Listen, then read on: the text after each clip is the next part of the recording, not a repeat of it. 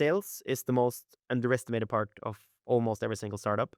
It drives revenue, and when you have revenue, things flow, right?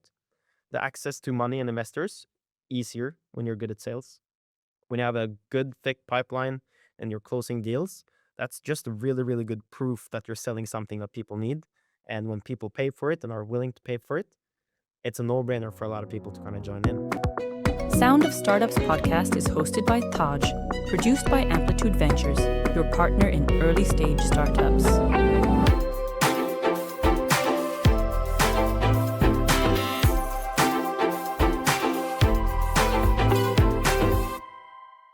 Hello everyone, welcome to the new episode of Sound of Startup. Last week I was in Mandal in the Foundry, and it is one of the biggest startup festivals in Norway and quite decently respected of the Nordics. We met people across the segments, but there was one person whom I found really interesting, and his name was Sebastian. And Sebastian is a genius on its own level. He is a serial founder and serial salesman. On top of this, he's a quite hardworking and sensible mentor, as well as investor. It's a very unique profile. He has an interesting background. He comes from the family of dancers. His both parents are one of the few legendary dancers and who live in Norway. And he also started off in performing art, but eventually he became quite serious on the sales side of it. And that's where his entrepreneurship journey started. And the beauty is that his journey started with actual problem which he's felt himself quite bad. The first startup that he made was called Table. It is doing quite well the Oslo region. They booked tables for the restaurant. It was something very new when he started. Then he switched to another startup. They started one called Huddle, where it's a rental locker services, which the Oslo student housing is one of the biggest customers, and they're quite expanding quite fast. And then came Atlas. It's an accelerator program, quite fantastic. Every year they do two batches, a batch of 10 each. And they found with this very early young startup, they do mentor and train them, and then eventually they invest money in them. Of all these three things, he started his own company called Watchdogs, which is very clever. That is, it finds the problems in the invoices of your regular company against the contract. They use a lot of AI to do it, but it's quite sharp. So this is a man who needed such a long introduction, and over the top, he's a sharp, honest, smart. Welcome, Sebastian, to the podcast, everyone. How are you, Sebastian? I am good. Thank you very much. Thank you. It was a kind introduction. So let's start from the very beginning. How did you end up in Norway? Yeah, that's true. I was born here though. Oh, yeah. So I'm born and raised in Norway. My dad's from the Caribbean. So he was actually a dancer. So I come from a very like showbiz background, which is not very normal. But both my mom and dad are dancers. So that's how we ended up here. And yeah. And how come someone comes from a very performing art background, being like a startup guy? How did you become that? That's a really good question. So started to get into sales while I was studying and really nerded it out. Got a job. And my first startup experience was pretty amazing. I got headhunted by a Sequoia-backed fintech called Two, and they approached me. I went there. It went really, really well, and we scaled from 15 employees to 80. We raised a big Series A, 16 million US. So that was like when I was first there in the startup rush. Everything else seemed boring to me, like high corporate jobs, big firms. It all looked very, very boring to me. Startups is chaos, and I'm in love with the speed and the chaos of building and iterating, selling with all the pressure. What was your first journey like with the Sequoia back startup? What was it like? Just take us through that. Definitely, yeah. So I was pretty good at booking demos, and I still do it. I love it. I still am. And when I started there, the environment was like high tempo, and that's the first place I got into where the sales had so much impact every sale, every call had so much impact. The investors care about the pipeline. And it went pretty cool up from there, booking demos with super interesting companies, both in the Nordics and also in the US, cross-border. It was very fun. Then what happened to the startup? You left it, or it grew, or it got sold? So while I was in 2, I got this idea of a restaurant booking platform called Table. And I just started it basically with my best friend at the time while I was doing full-time work. And I just understood that, okay, this demands a bit more from me. So I wanted to go over to something a bit calmer while I was building Table and also a company called Harald. So I left 2, which is very sad. Amazing people there. I still work with one of the guys that was there. He's actually joining Watchdog now, which is cool. And yeah, started my own little startup adventures. What happened to that startup? Table, it's still alive. It's we're actually a team of 6 now. So the whole idea was that it was difficult to check where available tables are right now. So I was bored of going like restaurant to restaurant on the web, and I made the platform connected to all the booking APIs basically. A cool app. We made it mostly for ourselves, but we've closed 148 restaurants I think now on the platform, and a couple of thousand in Oslo. And after the Table, when you solved the problem and you have onboarded the restaurant, what was next? Like career-wise, it was Harald. That's when I kind of circled back to Huang, which is a very good friend of mine. And Huang is also the co-founder of Atlas with me. So we have Harald and we have Atlas. Interesting. And then after Harald, what was the next? So Atlas came up. And yeah, and me and Huang was like, we talked about like, I just want to invest in stuff. I want to build everything and so many ideas. And we connected with Hama and a couple of others. And then we just started Atlas basically. So what does Atlas do? We invest super early stage. I think we're the earliest in Norway right now. We kind of took over the antler seat. They went a bit bigger than us and older though. But we try to be the earliest stage. We try to go in risk. You don't need a company. You need an idea and a co-founder. You need to have the capabilities and the grit to build something. And the vision needs to be there, and it needs to be a product market fit, or we'll help you in that direction also. So we invest very early on, and we do 10 companies 2 times a year. So 2 cohorts, everything single year. We just finished up our 3rd cohort in Mandal, which was amazing. We were able to have a demo day. Everyone had traction, which is super cool for me as a sales guy and as mentoring them commercially. Okay, so that's quite. So you have got a 30 people now alumni. How big is the company alumni from Atlas now? We have 27 companies in the That's portfolio. nice. Yeah, and we still talk to all of them, to be honest. We just helped out one from the first cohort on their first acquisition, which was really cool. And they bought another company, and that was early, but really cool for us to be part of. Oh, quite interesting. So Atlas is into similar things of like investing very early. And what are the typical ticket sizes that you invest there? Really depends. It's probably between the highest risk cases where we have there's maybe a solo founder with an idea, not technical, might be really hard. So we do low tickets on those.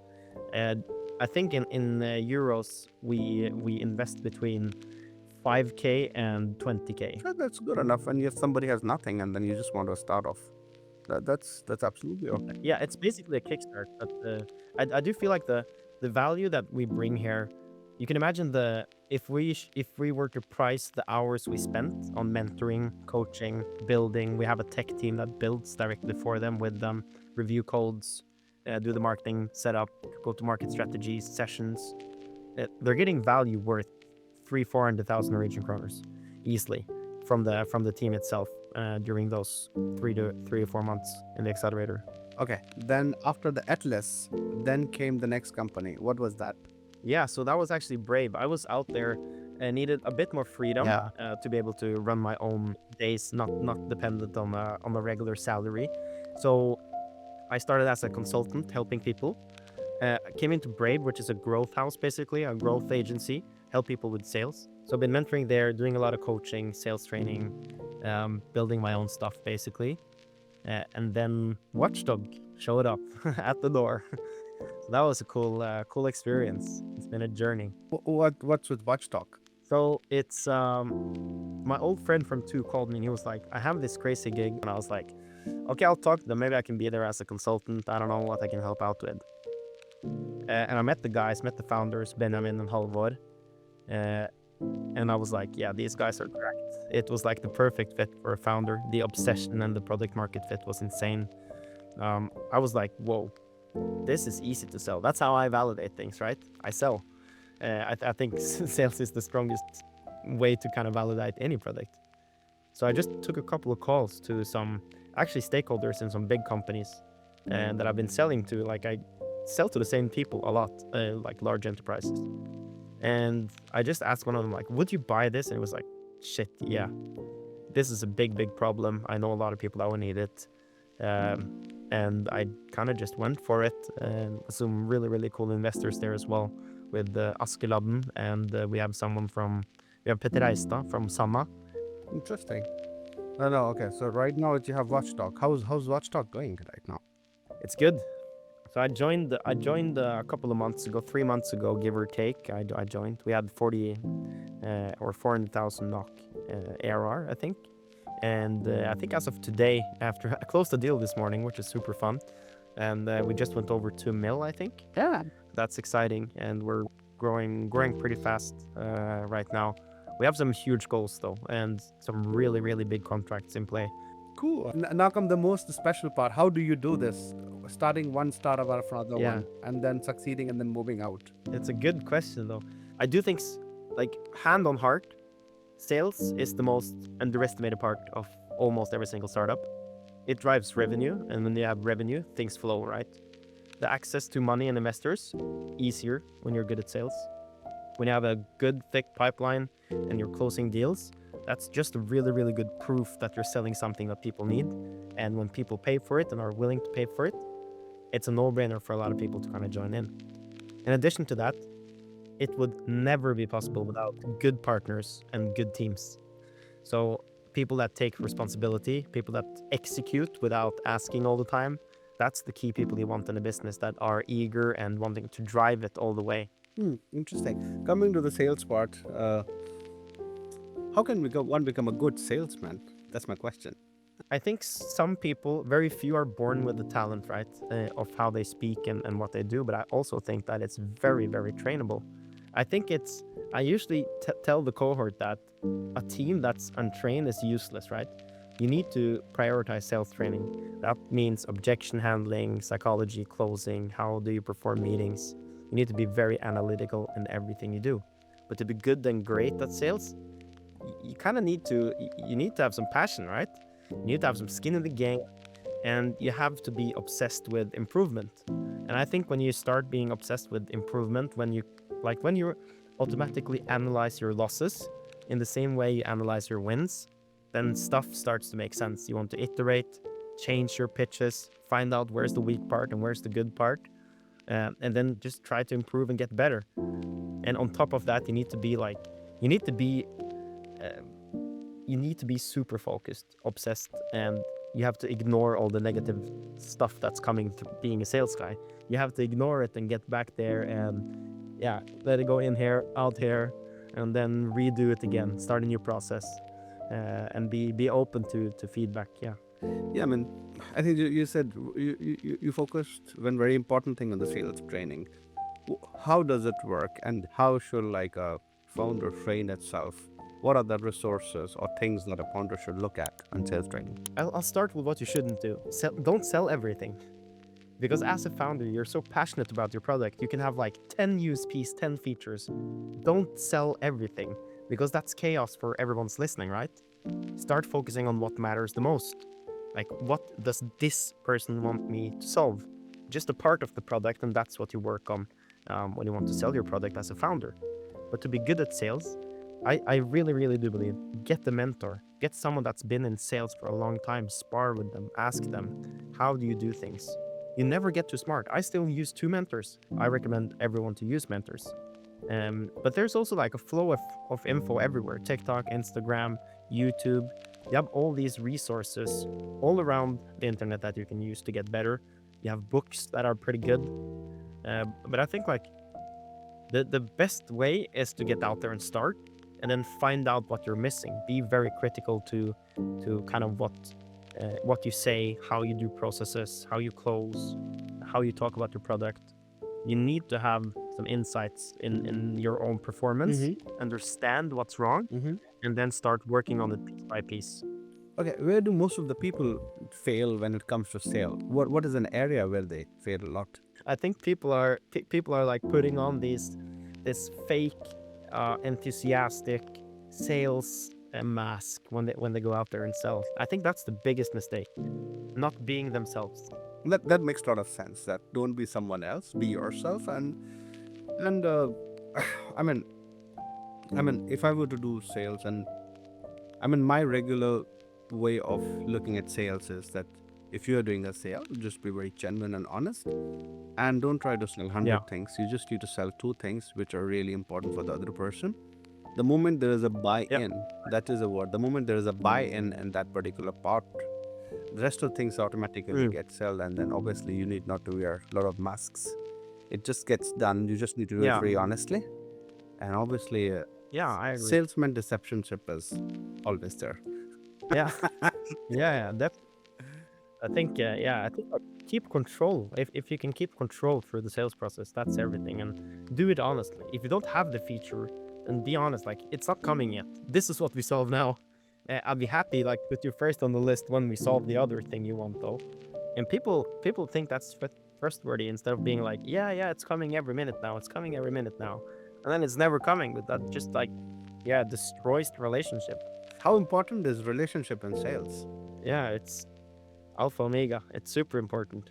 You need to build that relationship. I think it's a good thing that I'm able to sell to the same people I did when I was in the marketing agency like 8 years ago, right? You need to be able to build those relationships, build trust, and that's like that's a sign of trust.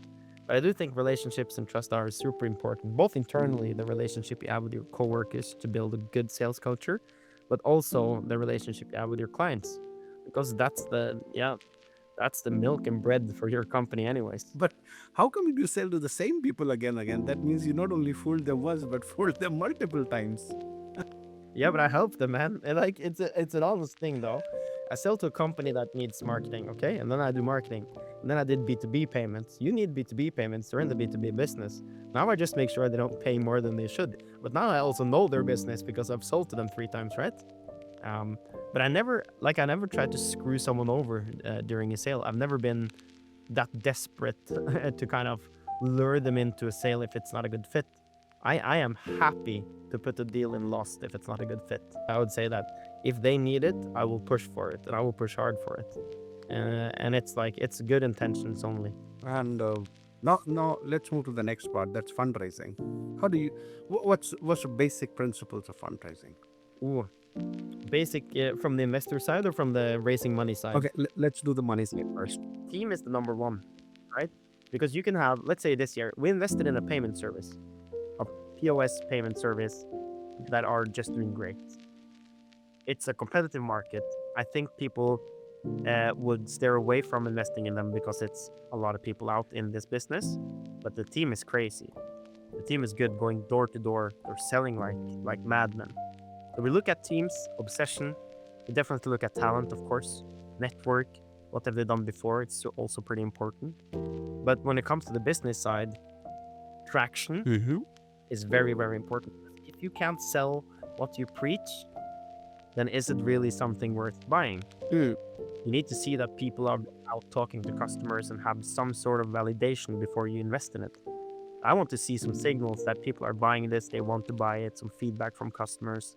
Not that they're selling air, because they might have a great salesperson, right? Maybe they've closed 10 deals, but aren't delivering on them. So I think that's really important. And then economics need to be there, of course. They need to have some brains, definitely. That makes sense. Yeah. From the investor side, how do you see when someone comes to fundraising to you? Exactly the same, Taj, to be honest. Yeah? Team, obsession, Team, obsession, product market fit. Have they done some sort of market validation out there? Is it possible for us to kind of talk to their clients, see what the responses is? I think that's super fair to do. A good look at what they've done before as well. but it's basically the same principles. Yeah. Okay, so question. How is fundraising different from sales? That's a good one. I think it's more it's more boring tasks of due diligence than anything else. Uh-huh. But I do think you can set yourself up good for the fundraising round if you're good at sales. Because it's still a sales gig, right? I need to close the investor the same way I need to close the enterprise client because I need this money. But yeah, it is a big difference, of course, but sales is more like solving a problem. I'm not solving a problem for the investor. I'm just retelling the story that we give to our customers into more of a long-term business perspective so they actually invest in us. The next question is, when people are doing the fundraising, what are the most common mistakes you have seen founders doing? Not focusing on traction, man. I think like that. One is like you need to have a serious understanding of your competitors if you're out raising money. That's a really, really important thing for me. You need to have talked to clients before asking me for money. If you can't sell this to your ICP, then why should I buy it? If you mean this guy is a perfect fit and you can't close him, why should I invest in this if you can't close it like the perfect client in the perfect world? So we need some market validation. And I see people not doing it. I see people coming with an idea, maybe some grit, but not doing the grunt work. The other thing is that we also meet founders, and that's the risk of going super early stage. Like undedicated founders is a no-go. Like it's a lot of people that you can see that they're not willing to put down the hours of work it requires to build a company. That sounds quite interesting. And yeah, moving ahead, one more questions on fundraising. And what are the things that people should really be careful when they are communicating to the investors? Like, what are things you should never do? That's a good thing. I actually think that it's very important not to throw a number out there. Yes. You have to be pretty smart on how you or what valuation that you bring in. You need to have the numbers to back it up, definitely. So don't go out there blind with no sales and like low numbers. This is going to be an AI hype. That's just another like spray and pray bet if you get money. Don't go out there being willing or don't be desperate in the fundraising. I think that's a good thing as well. It's like push-pull principle. And I believe if you push for fundraising, the push sales where like, please give me money, that puts you in a very weak position compared to the pull thing, where it's like, yeah, we're considering to raise. We have a lot of requests, and I'm doing calls this week. Or you need to know your numbers though. We're breaking even in 27, Q2 27, if we keep this trajectory, and we're looking for a bridge round or raising a seed round now, and this is probably our last round. So you can put the demand on their side as well. And also another thing, a lot of people are like chasing investors' money for clout and credits, while instead they could be chasing smart money, strategic money for a bit more long term, but then be left with more of your company. Quite fantastic. So that brings us to our end of the podcast. And before I close, I would just like to ask you one thing. What's next for you? That's a good one.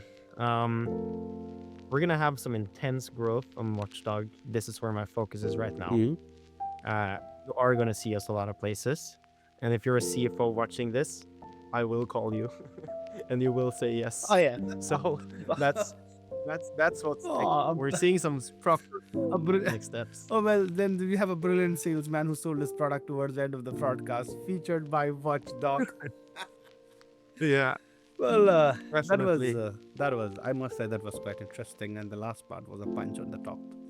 And Yeah. thank you, Sebastian, for being with us. Really enjoyed the conversation. Really enjoyed the journey. Thank you so much for giving time.